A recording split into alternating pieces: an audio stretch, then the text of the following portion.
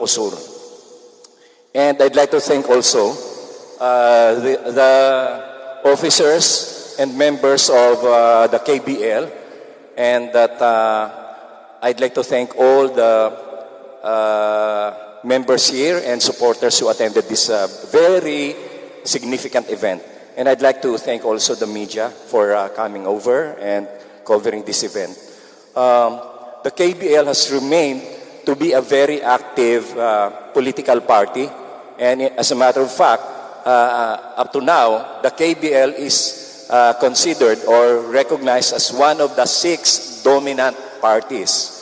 And that we are very much honored to be the party that will carry Bongbong Marcos to the presidency.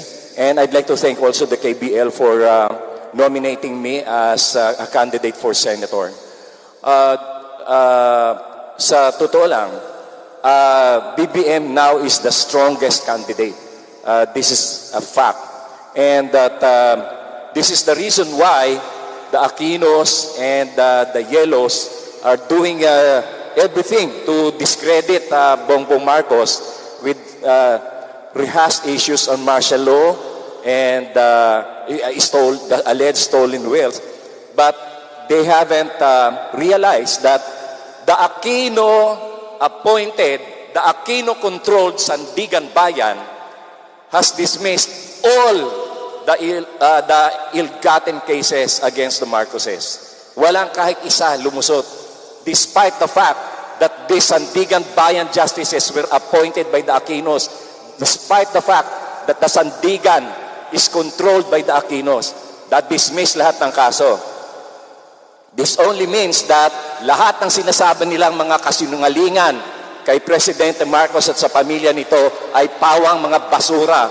Lahat yan ay propaganda at lahat yan ay kasinungalingan. Kaya ngayon, a lot of majority now of the Filipinos have realized that all of these are propaganda, all of these are brainwashing, all of these are indoctrination of the Aquinos and the Yellows. In fact, they have resuscitated their propaganda against the Marcoses by this Ateneo and Martial Law Museum. Nakakatawa ito sapagkat the one who is operating this so-called Ateneo Martial Law Museum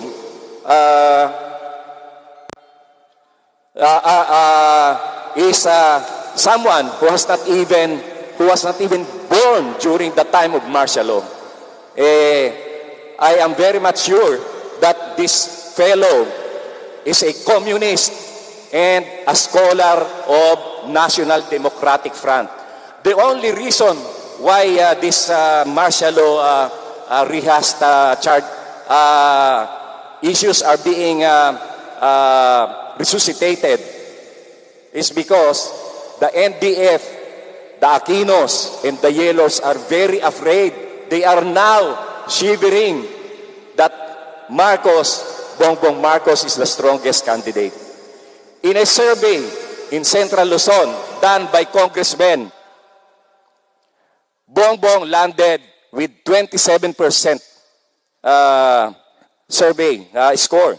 And the next is 20%, and the next is 18%, and 11%. And I will not mention the names. In an internal survey in Angeles City, Bongbong got 28%, and the second is 18%, with a 10% margin.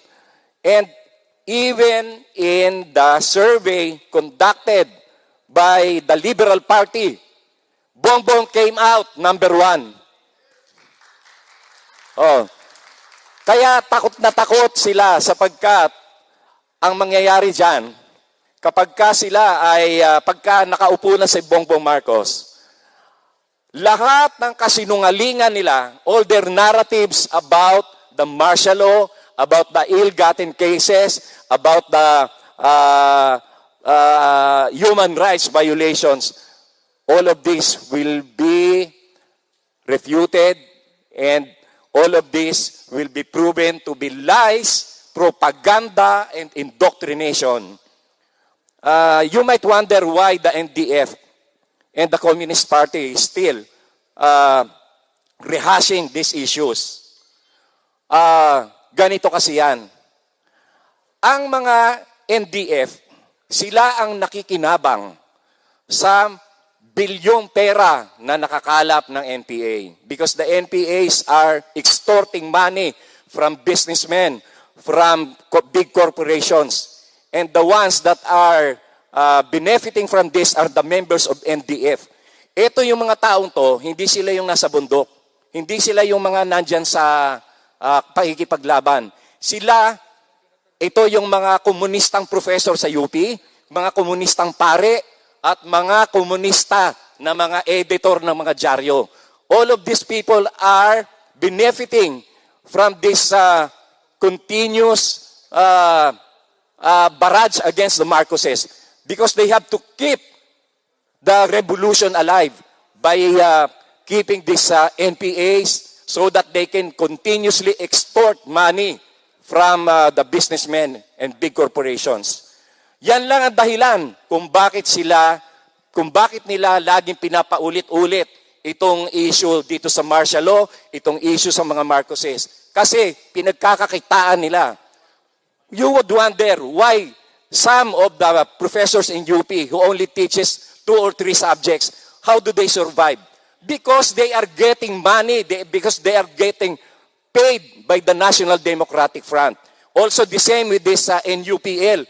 Most of these lawyers are no client, no case lawyers na nagpupunta lang dyan sa NUPL kasi palagi silang may sweldo galing sa NDF. And the same also with the flag lawyers. Some of them are really true to their calling that they want to defend the oppressed. But most of them are communist paid. They are getting money from the communists. And this is the reason why until now they are rehashing these issues of martial law, these human rights violations. Pero ang hindi nila binabanggit, yung mga human rights violations of the Aquinos. No? What happened to the 7 union presidents of Hacienda Lucita? Lahat panatay. What happened to the Minjola Massacre? Ilan ang namatay doon? Ilan ang nasaktan doon? Hindi nila binabanggit yon. And of course, the more than 5,000 NPA cadres who were executed by Joma because they want to surrender. No?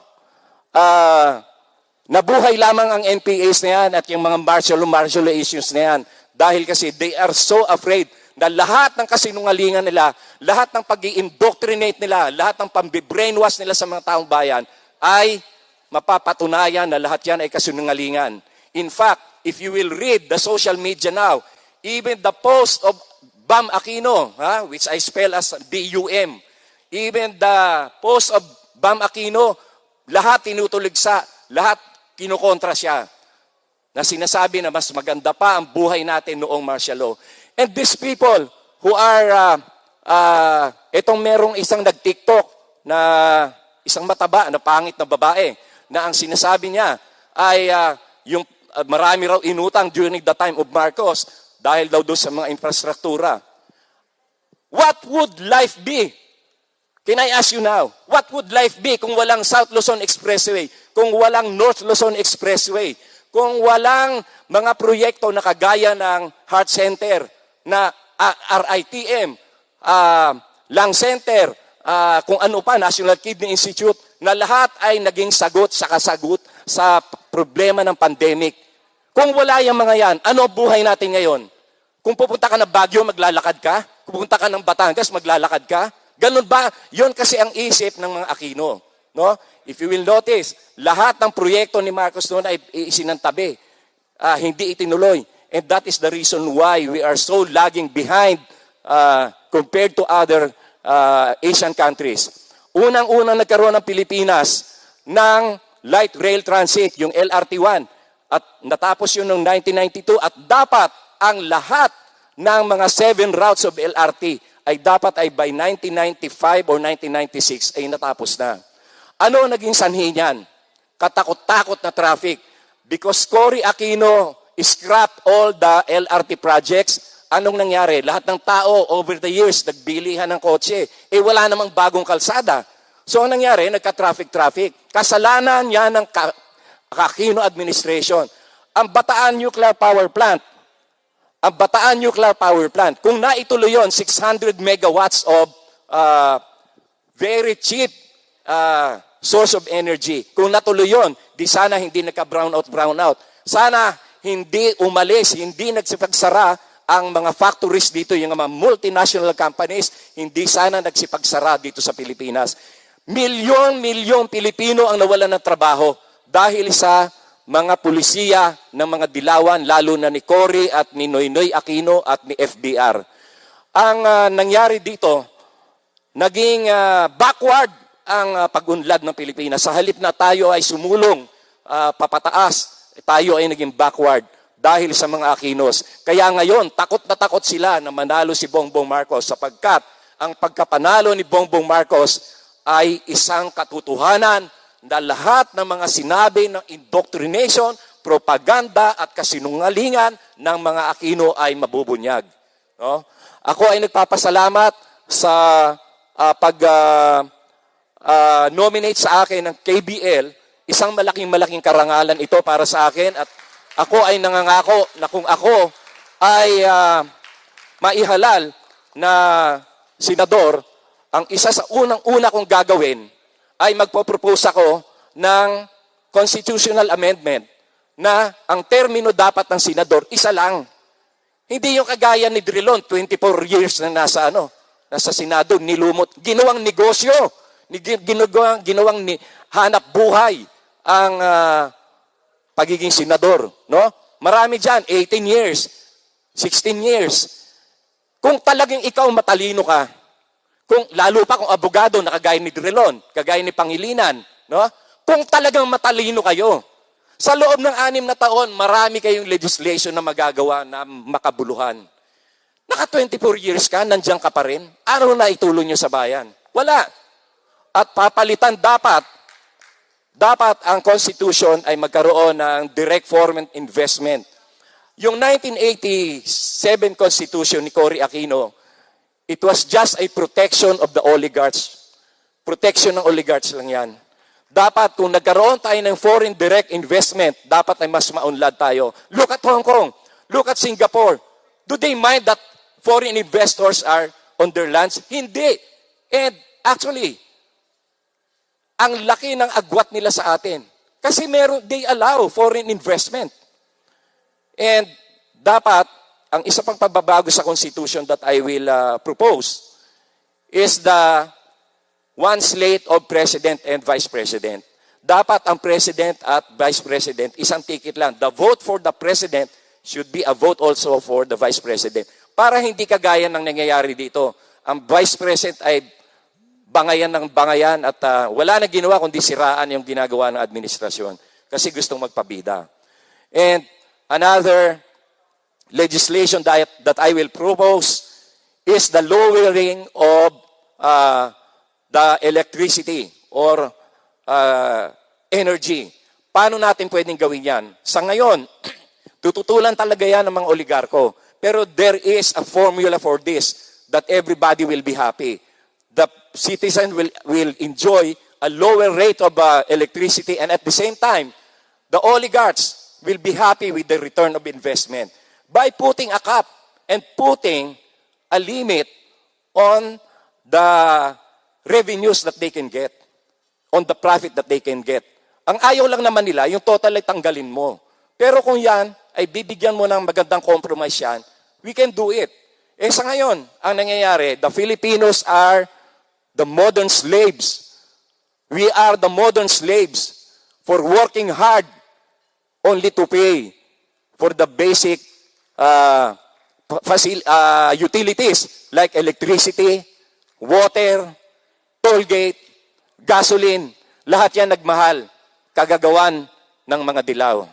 Kaya yung pagbabalik sa Malacanang ng isang Marcos ay isang signales na magkakaroon uli tayo ng magandang buhay. Mabuhay si Bongbong Marcos!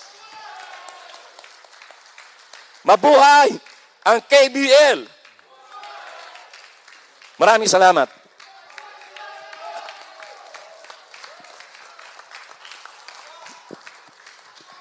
Thank you so much, our national senatorial candidate, Attorney Larry Gadon. And for us to hear another fraternal message, let us welcome on stage the former congressman of Abacada Party List, Honorable Jonathan de la Cruz.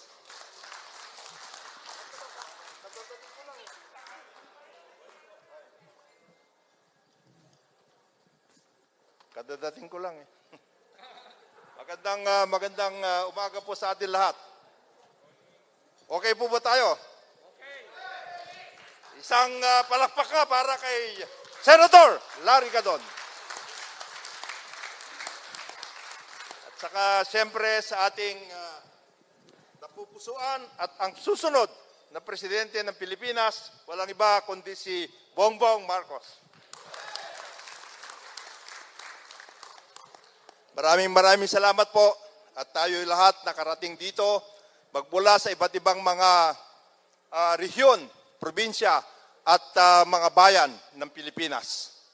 Palakpakan po natin ang ating mga sarili sapagkat nagkaroon tayo ng pagkakataon na magkikita-kita muli.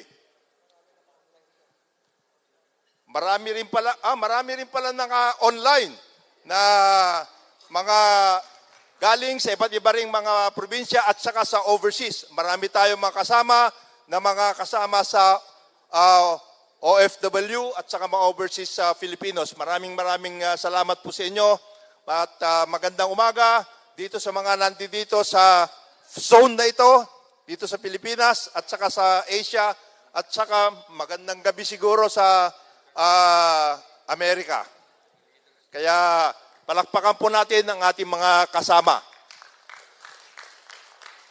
Tayo po ay nagtitipon-tipon ngayon para magkaroon ng isang malawakang pagsasama muli para ibangon natin hindi lamang ang karangalan ng Pilipinas, kundi ibangon natin at pagbunyihin natin ang nagawa at gagawin pa ng Partido Kilusang Bagong Lipunan. Alam po natin na ang Kilusang Bagong Lipunan ay siyang nagtaguyod ng progreso ng Pilipinas magmula 1973 hanggang 1986. Marami na pong pinagdaanan na krisis, marami na pong pinagdaanan na pagpupunyagi at marami na pong pinagdaanan na kailangang gawin ng isang lideratong kagaya ng liderato ni Pangulong Marcos noong panahon na yun. Kami po ay, kung hindi nyo matatanong, ay kasama kami doon sa panahon na yun. Bata pa naman kami, pero nandoon kami ngayon at nakasama kami dyan. Kanina siguro nabanggit ni Senator Larry Gadon kung ano yung nangyari bago pa magkaroon ng martial law. Ako'y gugunitahin ko lang to para naman magkaroon tayo ng magandang perspektiba tungkol sa nangyari at kung bakit nagkaroon ng isang martial law dito sa Pilipinas. Ang martial law po nung panahon na yon, constitutional duty po yan ng isang nahalal na pangulo ng isang bayan.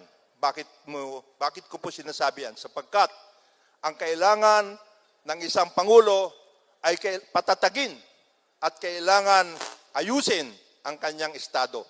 Pinapangunahan po niya ang kanyang bayan, pinapangunahan po niya ang kanyang estado. Siya po ay hinalal para pangalagaan ang estado na yan. Hindi maaring papabayaan niya yan, magkawasak-wasak, magkawatak-watak ang isang estadong yan. Yan po ang sitwasyon natin.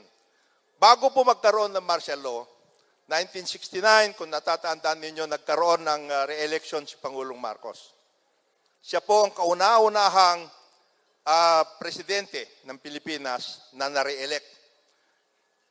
After that po, nagkaroon na ng mga krisis. Hindi lamang sa Pilipinas, kundi sa buong mundo. Kasi pasulong noon ang sinasabi natin International Communist Movement. At pasulong din noon ang problema ng kabuhayan sa iba't ibang bahagi ng mundo. 1971, nagkaroon ng Plaza Miranda bombing. At yung Plaza Miranda bombing na yan, ginamit ng ibang mga grupo para lalo pang paigtingin ang kontradiksyon sa lipunan ng Pilipinas. Ano pong ginawa nila? Lalo nilang diniinan si Pangulong Marcos noon at sinasabing siya na ang nagpabomba ng Plaza Miranda para lamang siya ay tuloy-tuloy na nasa puder. Kalabas-labasan, matapos po lahat ito, kung alam po ninyo yung Plaza Miranda na yan, bombing na yan, ayan po ay nagdeklara si Pangulong Marcos ng writ of habeas corpus. Ang ibig sabihin po niyan ay kailangan ay bigyan ng karampatan puder ang pamahalaan upang sikapin na kunin yung mga nagsamantala at bombahin yung Plaza Miranda na kung saan nagkaroon ng meeting de avance ang Liberal Party at that time. Halos lahat ng mga leader ng Liberal Party ay nagkasugat-sugat. Marami pong namatay doon.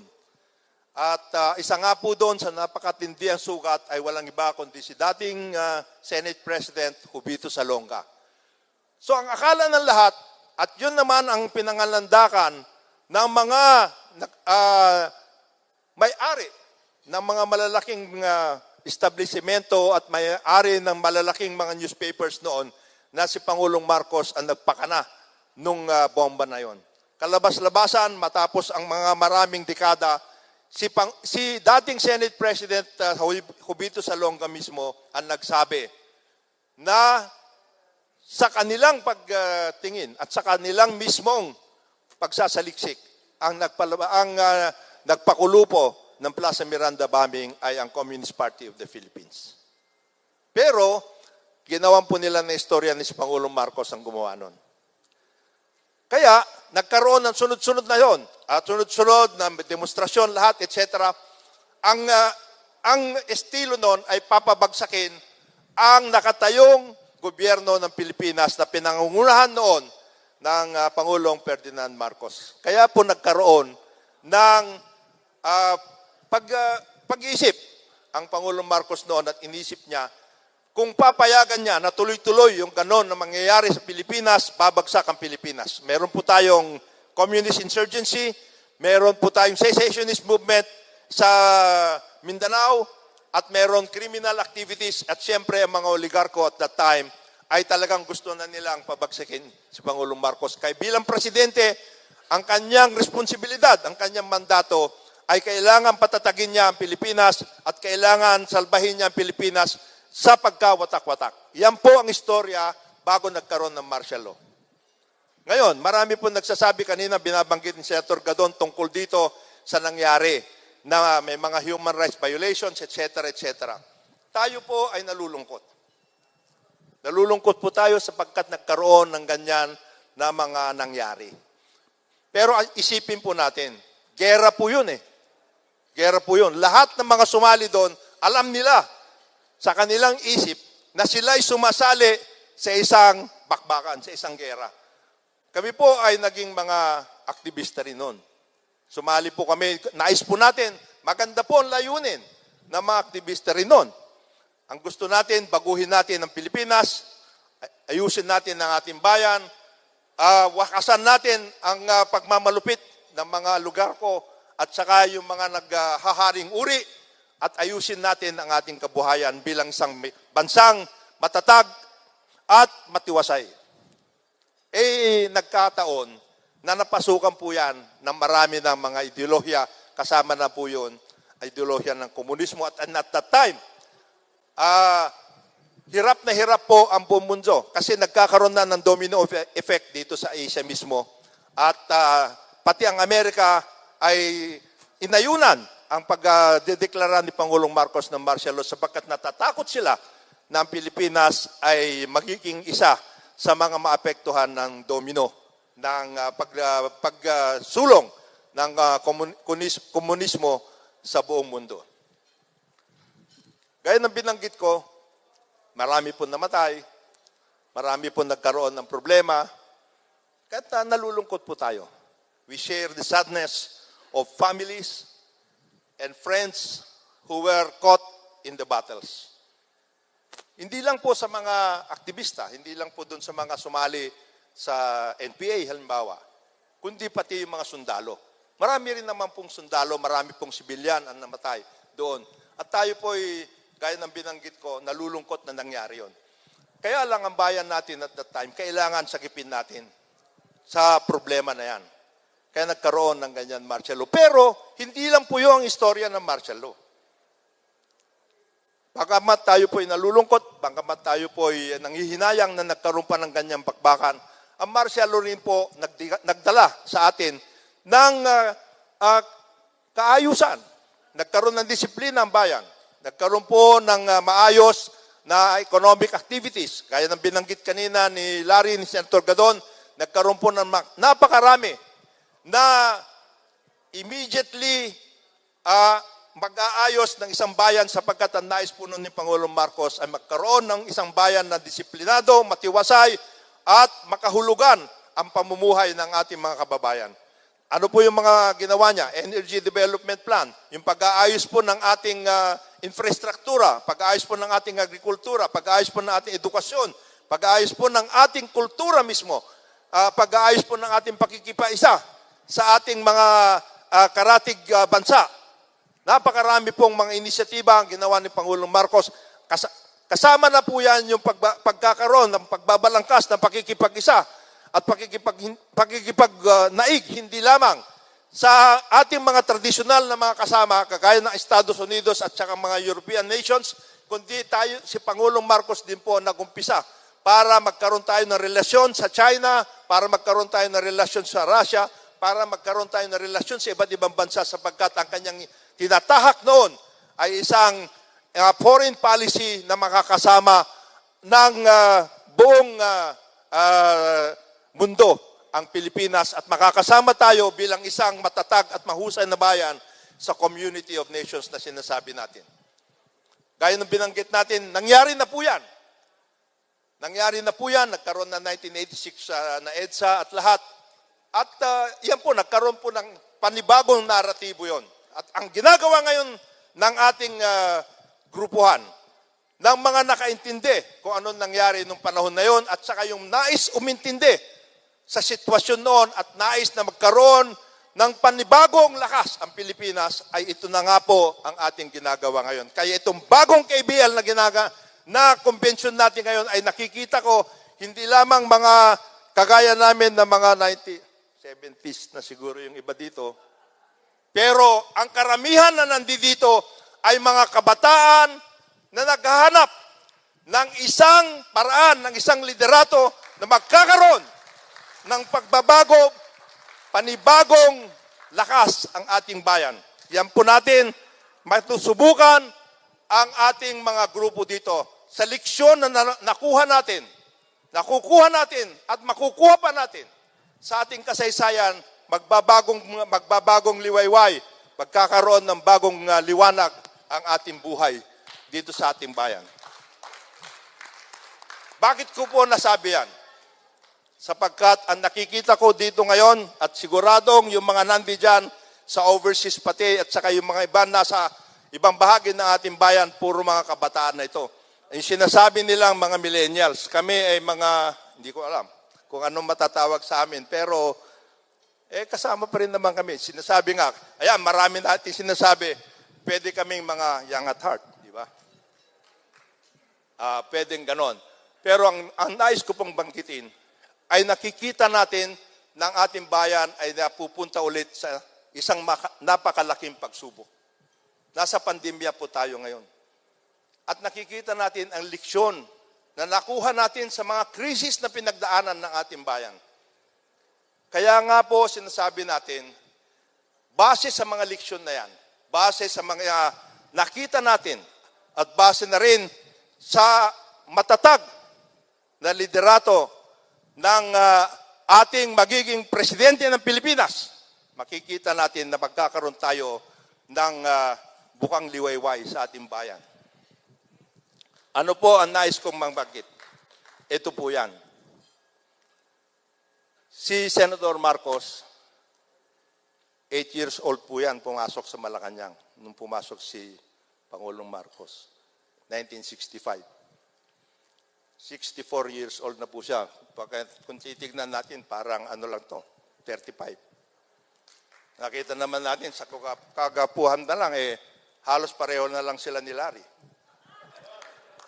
Palakpakan natin silang dalawa. Pero hindi ho natin dinadaan ito sa pagkagwapuhan. Ang pinag-uusapan po natin, ito bang dalawang ito? Yung ating mga pinapanukala na magiging leader na ating bansa. Si Bongbong Marcos bilang presidente ng Pilipinas at Larry Gadon bilang senador ng Pilipinas, sila ba ay mga subok na leader? Yes or no?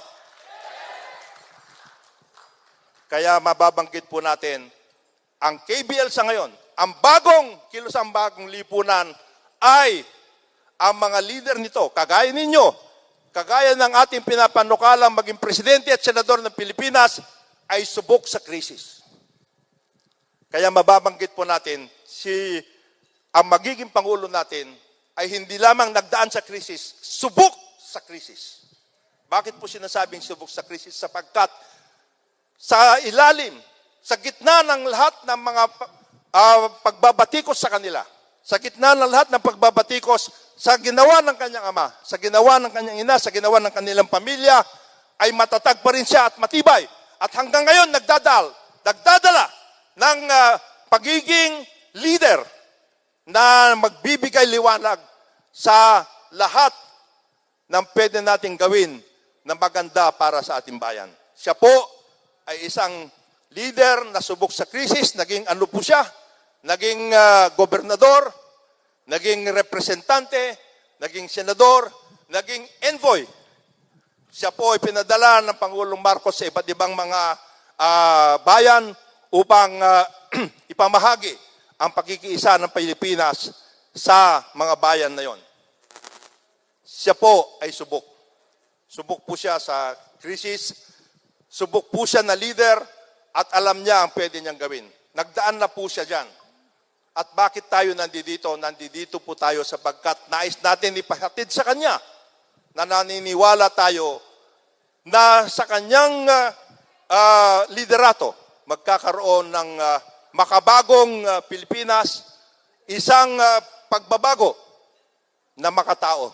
Isang makataong pagbabago ang dadalhin po ng liderato ni Presidente Bongbong Marcos. Palakpakan po natin siya. Ano pong ibig sabihin niya? Naintindihan po niya. Naintindihan po niya ang problema ng bayan. Una po, nakikita naman po niyo siguro yung kanyang mga vlog. Nababanggit niya doon. Saan tayo? Anong gagawin natin? Nandito tayo ngayon sa krisis ng pandemya. Uunahin po natin ito. Ano po ang kanyang gagawin dito? Meron po siyang mga pinapanukala. Mayroon po siyang pinapanukala para tayo makaahon sa pandemya nito. Ano pa po ang mga nababanggit niya? Nababanggit po niya yung tungkol sa pangangailangan sa kalusugan, nababanggit niya pangangailangan sa agrikultura, nababanggit niya pangangailangan para sa pagkain, nababanggit niya pangangailangan para sa infrastruktura at iba pang mga pangangailangan, basic na pangangailangan ng bayan. Pero maliban pa po doon, ang importante po ay magsasama-sama tayo para iahon natin muli ang ating bayan. Nakita naman po ninyo siya. Bagamat siya ay binabatikos, bagamat ang kanilang pamilya ay binabatikos, ay hindi po siya, hindi po natin siya naringgan ng isang salita man lamang ng benggansa. Wala po sa isip niya na may benggansa. Wala. Makikita po natin siya, napakahinahon, alam niya na hindi dapat ginagawa yon sapagkat ang nais natin, sama-sama po tayo, iisa po tayong bayan, iisa po tayong bansa na nangangailangan ng pagkalinga sa ngayon at ang kailangan tayong lahat ay magsama-sama. Hindi po siya nagsasabi na ito, ganito dapat, hindi po siya naninira. Kung may mga iba na ang tingin nila ay masama ang mga naging patakaran o nagawa ng mga Marcoses, ang sinasabi niya palagi, nangyari na po yun. Tayo'y nalulungkot kung masama man ang nangyari noon. Kaya lang, nangyari na po yun eh. Wala na po tayo magagawa sa ngayon. Ang kailangan natin sa ngayon, magkikita-kita tayo, magsasama-sama tayo at tuhakin natin ang isang landas na makakatulong sa atin para bumangon muli at magkaroon ng panibagong bukas para sa ating bayan. Yan po ang kanyang tinatahak sa ngayon. Hindi po siya tumitingin na kailangan benggansahin ko ito, kailangan lipulin ko ito. Hindi po ganon. Ang ating pinag-uusapan sa liderato ng ating magiging Pangulong Bongbong Marcos, ay pagkaisahin ang bayan.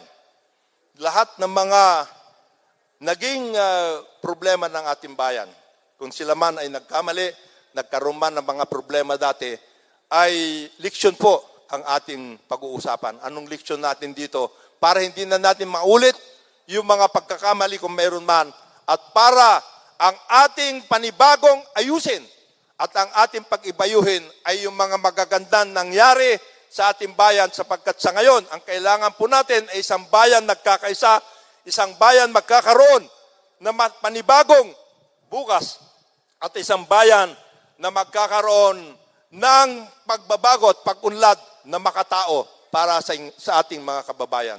Yan po ang isang nais natin iparating sa ating mga kababayan kung nasaan po sila sa overseas at saka yung mga nandito sa ngayon.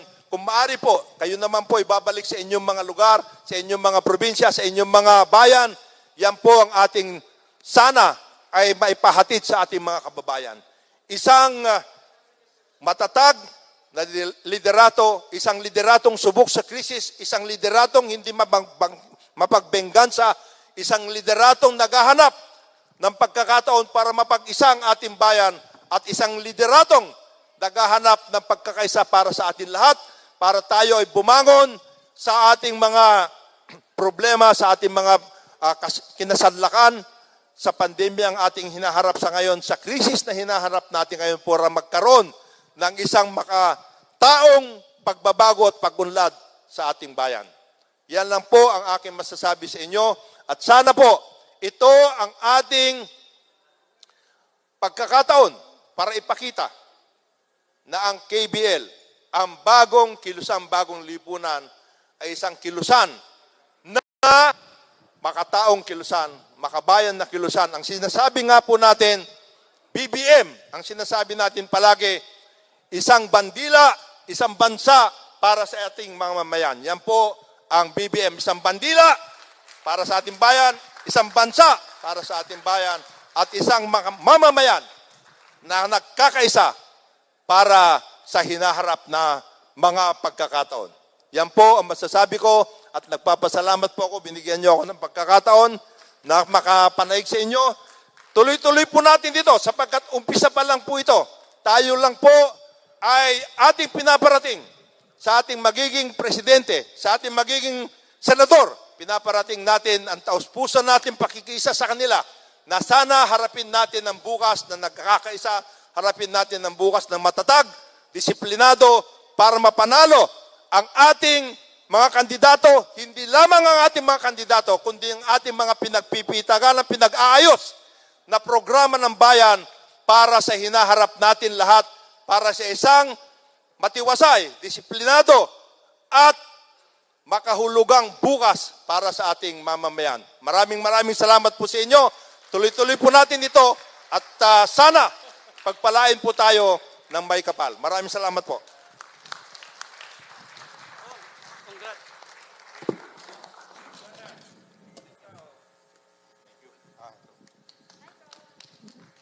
Thank you so much, Honorable Jonathan De La Cruz.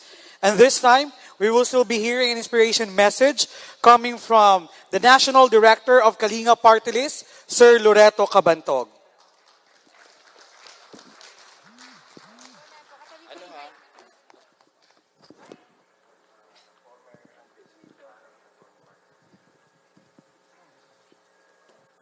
Magandang umaga po sa inyo pong lahat. Sa ngalan po ng ating minamahal na Congresswoman Irene Saulog, ay pinapaabot po sa atin ang mainit niyang pagbati sa kilusang bagong lipunan sa mga board member, president, at mga officer ng KBL. At lalong-lalo na sa ating candidate Senator Larry Gadon. Palakpakan po natin. At yan po ang mainit na pagbati. Higit sa lahat, ang ating susunod na presidente ng ating bansang Pilipinas, ang ating minamahal na Senator Bongbong Marcos. Kaya ang ating mahal na Congresswoman Kate Saulog ay nagpapaabot po ng pasasalamat sapagkat ang Kalinga Party List ay siyam na taong paglilingkod at ito po ay nagpapatuloy sa ating panahon dahil ang Kalinga Party List ay subok na nag-aalaga sa ating sambayanang Pilipino. May puso, may pagdamay at may tunay na serbisyo. Hindi lamang po sa salita, kundi lagi pong ginagawa. At katunayan, siya po ay nais na makarating sa dakong ito sa dahilang napakarami pong ginagawa ay pinapaabot na lang po ang kanyang mainit na pagbati sa ating KBL. At salamat sapagkat ang kanyang hinihingi sa atin ay patuloy din nating suportahan ang Kalinga Party List sapagkat ang Kalinga po ay patuloy ring susuporta sa kilusan, bagong lipunan. At salamat kung tayo may motto na this nation will be great again. Kaya makakaasa po na ang Kalinga Party List ay patuloy pong susuporta sa ating KBL. Kung may KBL, may KPL. Dahil ang Kalinga Party List ay subok na po sa paglilingkod na ang mga ginagawa ay para sa ating mga kababayan sa sangbayanang Pilipino. Sana po, sa darating na eleksyon, sama-sama po tayo, magtulungan po tayo na ating pong tayuan ang mga bagay na mabubuti gaya po ng ating mabuting bithiin ng ating Senator Bongbong Marcos, gayon din po ang layunin ng ating Congresswoman Kate Saulog. God bless you po at pagpalain po tayong lahat ng may kapal. Thank you so much, Sir Loreto Cabantog from the Kalinga Party List. And this time, we would like to acknowledge the presence of our legal counsel, Attorney Jojo Cadiz. Prior to our fraternal message, we will also be hearing another inspirational message from Municipal Mayor of Marcos Town, Ilocos Norte. Let us welcome Mayor Antonio V. Mariano.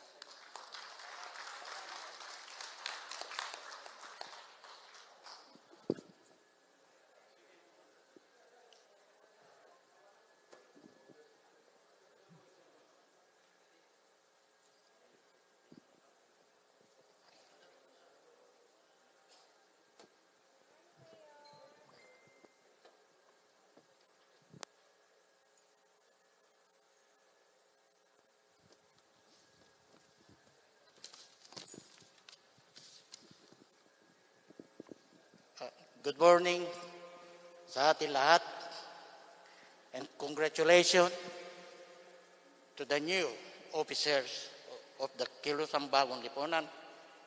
And again, congratulations to the whole party, KBL, for choosing and nominating former Senator Bongbong Marcos as the party nominee for president. And Attorney Gadon as for Senate. So I ask everyone to work together, walk together, and pray together if we want that our nation, Philippines, will be great again. Good morning sa ating lahat. Thank you so much, our Honorable Mayor Mariano. And this time, as we proceed with our national convention, we will be hearing fraternal messages from our Secretary General of Labor Party of the Philippines. Let us all welcome as we receive Attorney Mark Tolentino.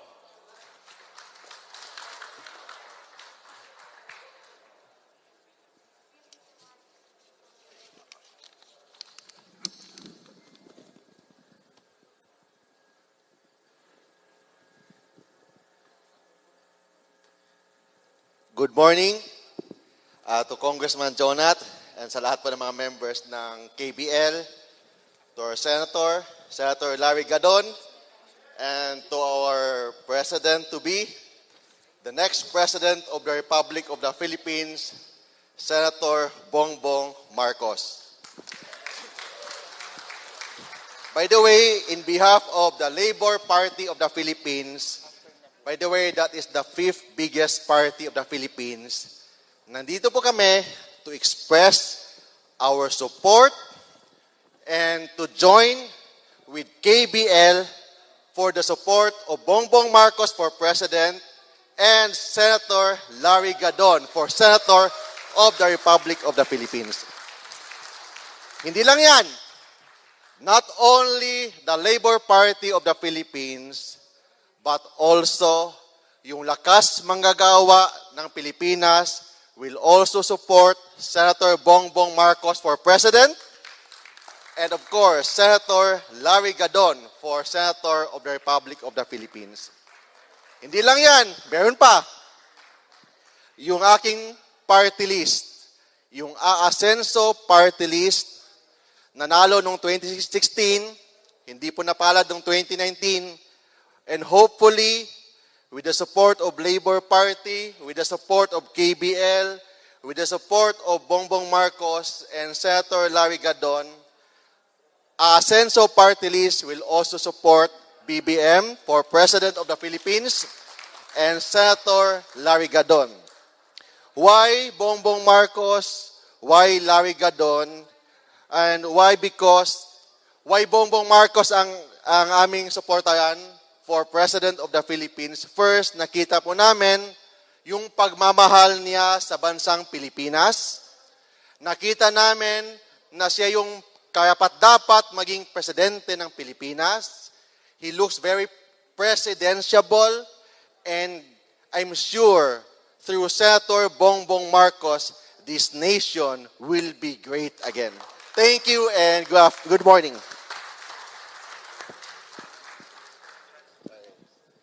Thank you so much, Secretary General of the Labor Party of the Philippines, Attorney Mark Tolentino. And this time, we will also be hearing another fraternal message coming from the Secretary General of Kapisanan ng Pamilyang Pilipino. Let us all receive with warm and appreciation, Attorney Al Bitangcol.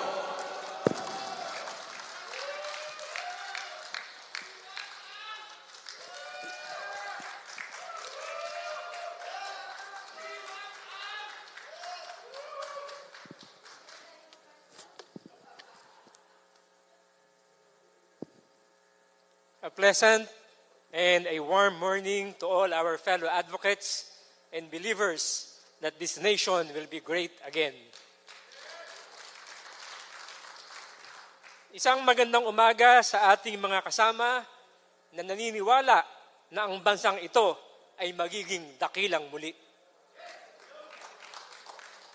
Isang pagbati sa mga opisyal ng Kilusang Bagong Lipunan, sa ating kaibigan, Congressman Jonathan de la Cruz, sa aking matalik na kaibigan, Attorney Larry Gadon, at sa lahat ng mga kasamahan natin dito, lalong-lalo na po sa media. I will be reading a fraternal message of support and endorsement on behalf of the Katipunan Pamilya Pilipino, its Chairman Emeritus, Don Ramon Pedrosa, its National Chairman and President, Dr. Rick Fulgencio IV, and its million-strong members. Babasahin ko po ang isang pangkapatirang mensahe ng pagsuporta at pagkatig sa ngalan ng Katipunan Pamilya Pilipino, iginagalang na tagapamuno Don Ramon Pedrosa, Pambansang Pinuno at Pangulo Dr. Rick Fulgencio IV, kabilang ang mahigit 1 milyong lakas na kasapi nito. The Philippines had returned to its status as the sick man of Asia, the worst state it could be since the 1970s. The Filipino family, the basic unit of the society, had been relegated to the sidelines, neglected and shunned, especially during these times of the pandemic. There is a need, more than ever, to lift up the Philippines to where it should be.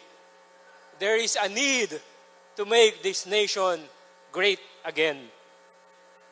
Ang Pilipinas ay nagbalik sa katayuan nitong nag-iisang taong may sakit sa Asia.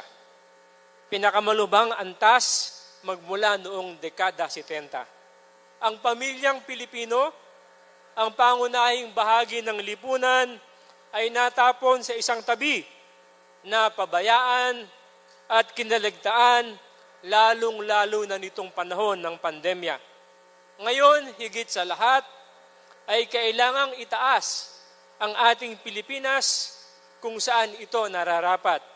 Kinakailangan gawin ang bansang ito na maging dakilang muli. Who could make this aspiration a reality? Sino ang makapagpapatupad ito na maging totoo? The Katipunan Pamilya Pilipino believes that there is only one man who can lead this country to prosperity. There is only one man who can steer this nation to economic recovery. There is only one man who can be a beacon in the restoration of moral values, and there is only one man who can make us Filipinos proud once again. Ang Katipunan Pamilya Pilipino ay naniniwala na mayroong iisang nilalang na mangunguna sa ating bansa sa daan ng kasaganaan.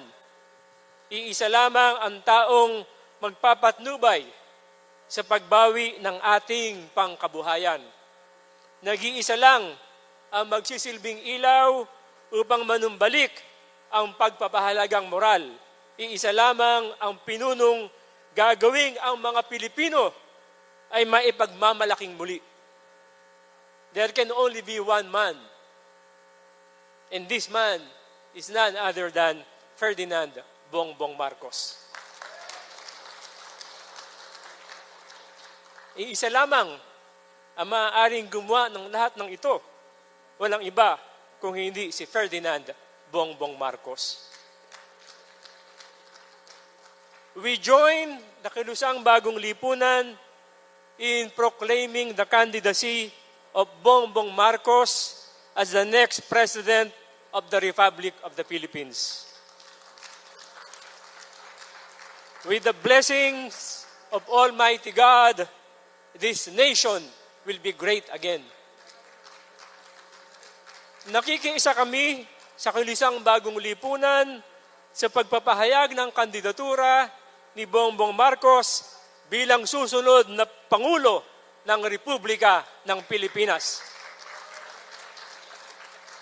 Sa tulong at basbas ng makapangyarihang Diyos, ang bansang ito ay magiging dakilang muli. Let me digress from what I am reading. Let me depart from the fraternal message of the Katipunan Pamilya Pilipino. Ako po ay lilihis ng sandali sa aking binabasang mensahe ng Katipunan Pamilya Pilipino. Ang lahat po ng ating pagbibigay dito, all of those things that we give praise to, ay para lamang po kay Bongbong Marcos. Subalit, mayroon po pong isang tao rito na dapat nating bigyang pugay. Ang susunod na mataas na opisyal ng Republika ng Pilipinas, Attorney Lorenzo Larry Gadon. Hindi ko po sinabing susunod na senador ng Republika ng Pilipinas sapagkat sa National Convention po ng Katipunan Pamilya Pilipino bukas, ang ipoproklaman po naming kandidato sa pagka-presidente, walang iba kundi si Ferdinand Bongbong Marcos, at sa pagka-vice-presidente po, walang iba kundi si Lorenzo Larry Gadon.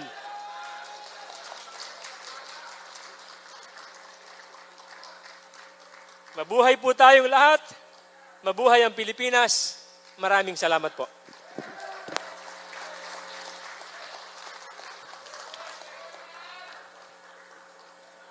Thank you so much, Secretary General. And this time, before we hear another song coming from Dulce, I would like to take this opportunity to once again acknowledge all the sponsors who made this event possible.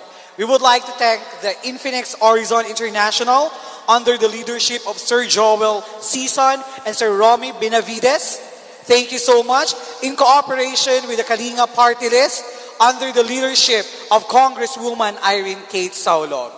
We would also like to acknowledge the presence and for the extended help of a running congressman of the 6th District of Pangasinan, Sir Teofilo Ping Villamar. And to the rest of our visitors today, thank you so much for coming today, and as well as to Mayor Antonio V. Mariano, of the Municipal Mayor of Marcos Town of Ilocos Norte. And to our distinguished guests, officers, thank you so much for being with us today. And also to our live viewers in our Zoom link, thank you so much for taking your time, not only being with us today, but also reigniting once again to support our presidential nominee, none other than Ferdinand Bongbong Marcos Jr. And out of this moment, we will witness another song number that will be rendered to us by one of the most promising Visayan singer. Let us all welcome to sing The Power of Your Love, Miss Dulce.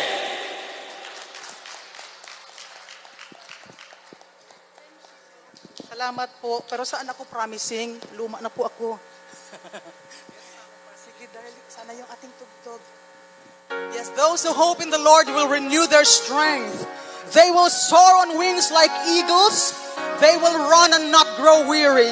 They will walk and not be faint. Lord, I come to you. Let my heart be changed, renewed, flowing from the grace that I found in you.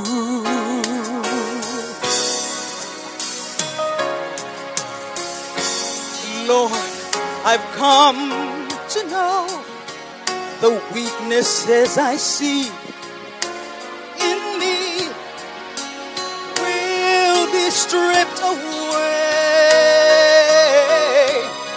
by the power of your love.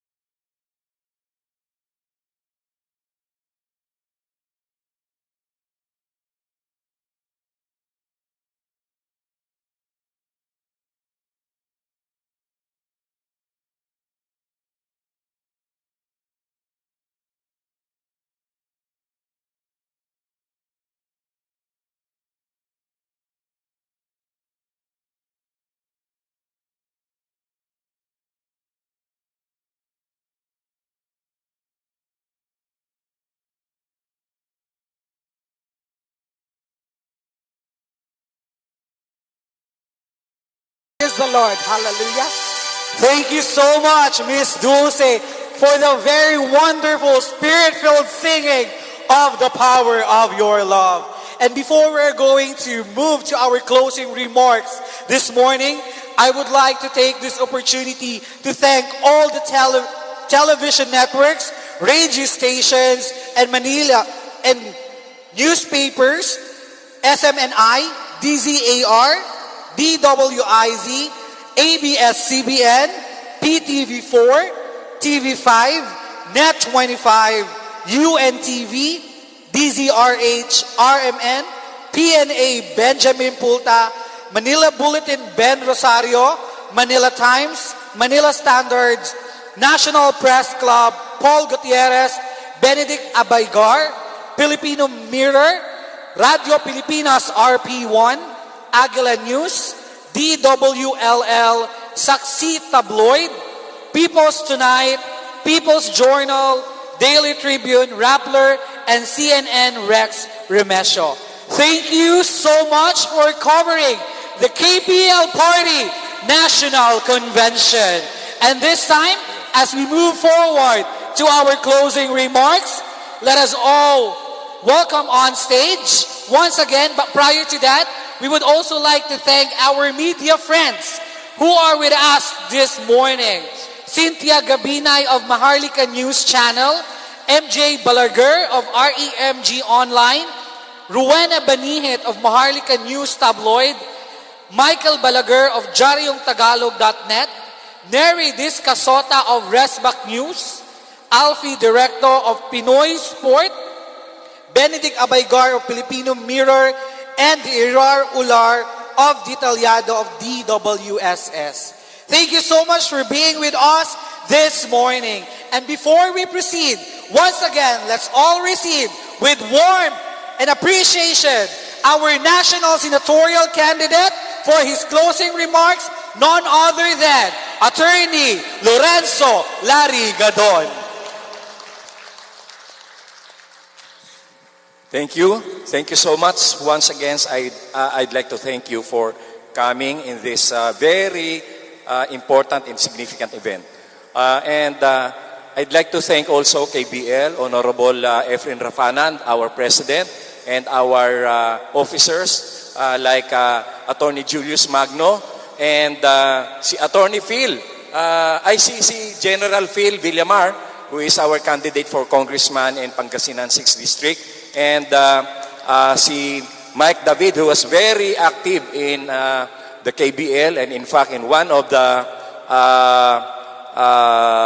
organizers of this event, and also our Secretary General Pia J. Gandol, no? And all the other officers of the KBL. And I'd like to thank Dulce for that fiery and dynamic performance. In fact, si Dulce po, kahapon ko lang na nasabihan. And because Dulce and Bernard, the husband, love BBM so much. And they love Madam Imelda so much, whom they call Nanay. No? Mahal na mahal nila ang pamilyang Marcos. And actually, Bernard here is very active in the campaign of BBM for President. And napakarami na niyang mga chapters na na-establish from north to south. No? Pati yung ating mga kapatid na Muslim dyan sa Mindanao ay nabuo ni Brother Bernard. Maraming salamat, Brother Bernard. And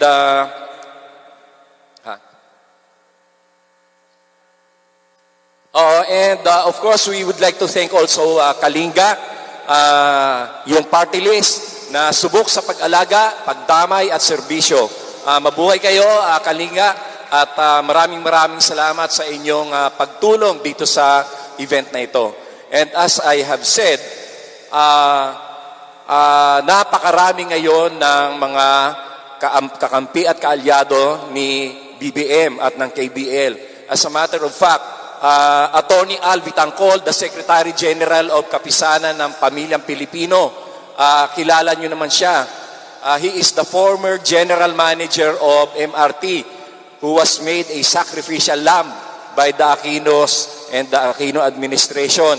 Siya yung pinaratangan ng kasalanan samantalang wala naman siyang kinalaman. Ay Attorney Larry Gadon ay nagsasabi na talagang si Attorney Al Bitangcol ay isang biktima ng Aquino administration at siya ay walang kasalanan. Hindi ko isusugal ang pangalan ko sa pagsabi na wala siyang kasalanan kung si Attorney Al ay merong nagawang mali. And yan ay nagpapatunay lamang na si BBM ang pinakamalakas na kandidato ngayon. At ang isa pang nagpapatunay na malakas ang maraming salamat, Attorney Al, sa iyong pagpunta dito at pag-express ng fraternal support to BBM and the KBL. And I'd like to thank also the Labor Party of the Philippines sa pangunguna ng SecGen or Secretary General na si Attorney Mark Tolentino, who was a former Undersecretary of the OTR. And yet, nandito siya sa atin na nagpapahayag ng kanilang suporta. Ganon din ang Partido Federal ng Pilipinas. Hindi namin sinasabi na kandidato namin solo si BBM. Kami ay nagbubuklod-buklod upang makamit ang aming minimiti na si BBM, si Bongbong Marcos ang maging susunod ng Pilipinas. Kung sakasakali man na ang ideklara ni BBM na kanyang partido ay ang Nationalista Party, walang problema sa amin yon. Hindi kami magkakaroon ng problema dyan sapagkat patuloy kaming magbubuklod-buklod ang KBL, ang KPP at ang Labor Party of the Philippines at ang Partido Federal ng Pilipinas upang isulong ang kandidatura ni Bongbong Marcos. Lahat tayo ay magbubuklod-buklod. Maraming salamat sa inyo. Mabuhay si Bongbong Marcos, ang susunod na presidente ng Pilipinas. Mabuhay si Bongbong Marcos! Thank you so much for your closing remarks. Our senatorial candidate, Attorney Lorenzo Larry Gadon. And now, before we're going to end with our closing prayer, I would like to take as well this opportunity to once again thank our major sponsors for making this event possible. Infinix Horizon International under Sir Joel Season and Sir Romel Benavides in coordination with the Kalinga